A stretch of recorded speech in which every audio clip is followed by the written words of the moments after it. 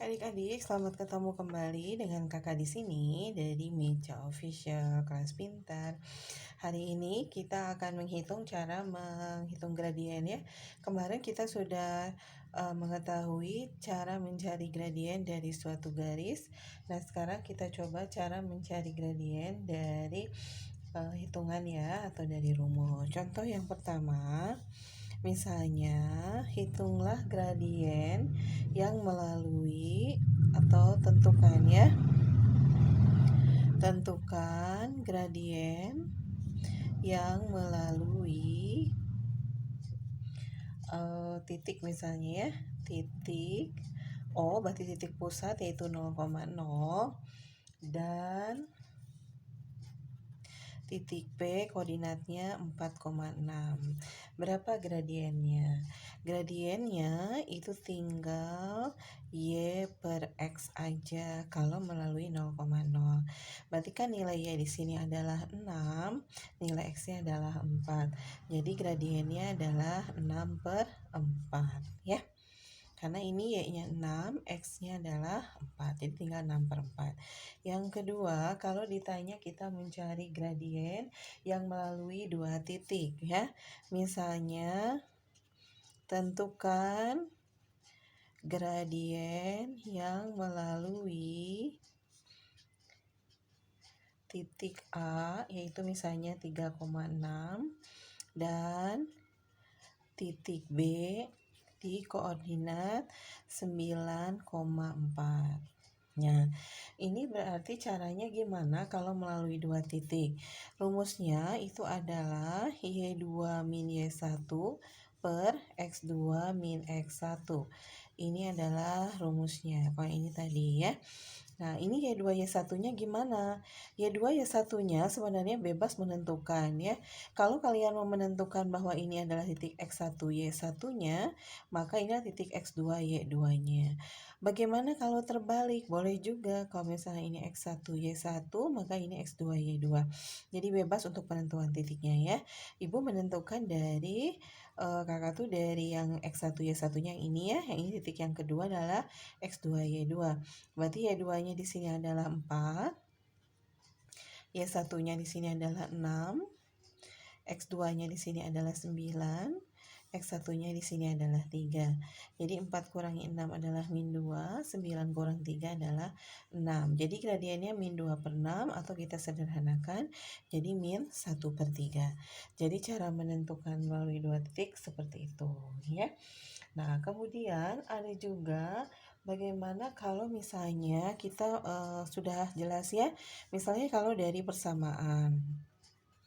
Tentukan gradien dari persamaan di bawah ini. Misalnya ya, dari persamaan Y sama dengan 2X plus 8. Nah, kalau ini sudah dalam bentuk Y sama dengan 2X plus 8, ini berarti kalian ingat rumusnya Y MX plus C. Artinya, di depan X itu sudah pasti gradien. Kalau bentuknya sudah Y sama dengan, lihat ini bentuknya ya, Y sama dengan 2X plus 8, C itu konstanta angkanya. Berarti angka di depan X ini adalah gradiennya. Berarti M-nya sama dengan 2. Gitu ya. Berarti M-nya sama dengan 2. Oke, jelas ya. Ini untuk yang cara menghitung gradiennya. Oke, gimana untuk soal berikutnya? Gimana cara menentukan gradien kalau misalnya persamaannya tidak Y sama dengan MX plus C? Coba kalau persamaannya adalah bentuk yang lain. Misalnya yang keempat, tentukan gradien dari 3X plus 6Y sama dengan 12, misalnya seperti ini. Ini bentuknya tidak seperti ini Y sama dengan MX plus C. Kalau bentuknya seperti ini bentuknya dari AX ditambah BY sama tambah C sama dengan 0. Ya, itu bentuknya bentuk dari sini. Ya, kalau kalian perhatikan di sini konstantanya 12 ya. B itu angka di depan Y. Berarti kalau 3X plus 6Y sama dengan 12, ini artinya nilai A sama dengan 3, nilai B sama dengan 6. Gitu ya. Maka gradiennya sendiri adalah, dari sini gradiennya adalah min A per B. Ya, min A per B. A-nya adalah 3, berarti tinggal min 3. B-nya adalah 6, berarti min 3 per 6. Jadi sama dengan min setengah. Ya, itu untuk gradien kalau bentuknya AX tambah B tambah C. Jadi kalian harus pintar-pintar melihat itu bentuknya di mana. Di bentuk Y sama dengan MX plus CK atau bentuk ini. Kadang ada juga yang merubah bentuk ini menjadi bentuk ini. Ya, nih. Kakak kasih contoh ya. Ini kan 3X plus 6Y sama dengan 12.